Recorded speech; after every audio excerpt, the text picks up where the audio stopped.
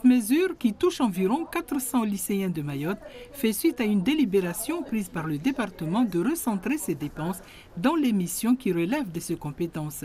Une décision qui date d'avril 2015.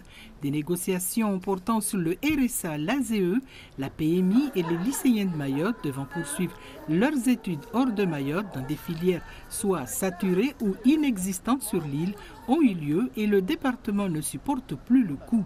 Au bout de cette discussion, donc on a reçu un courrier de Madame la ministre de l'époque, Paul Angevin, qui disait que cette prise en charge ne pouvait pas faire l'objet d'une compensation puisque ça résultait d'une décision de gestion du département. Autrement dit, c'est Mayotte qui a décidé de faire sans que quelqu'un... Sauf que si les élus de l'époque, si Mayotte n'avait pas pris cette décision, on se demande que seraient devenus les lycéens depuis 2004. Le conseil départemental a même envoyé un courrier au préfet et au vice-rectorat en juin 2017, notifiant l'arrêt de la prise en charge des lycéens de Mayotte.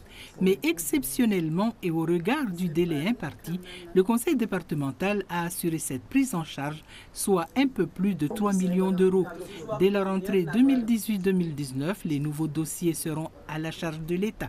Il n'y a pas de rétroactivité, nous continuons à assumer les dépenses de ceux qui sont déjà dans notre charge jusqu'à la fin de leur cursus. Dans les autres départements, notamment, nous avons découvert qu'à Saint-Pierre-et-Miquelon ou à lycée Futuna, qui sont dans les mêmes problématiques de Mayotte, soit absence de filière ou saturation. Donc déjà là-bas, ils bénéficient, les lycéens, je parle bien, bénéficient d'un passeport mobilité lycéen et d'une bourse quand ils font leurs études en métropole ou au Canada, puisqu'il y en a qui vont au Canada. Donc on ne comprend pas que dans un territoire, il y ait deux traitements différents.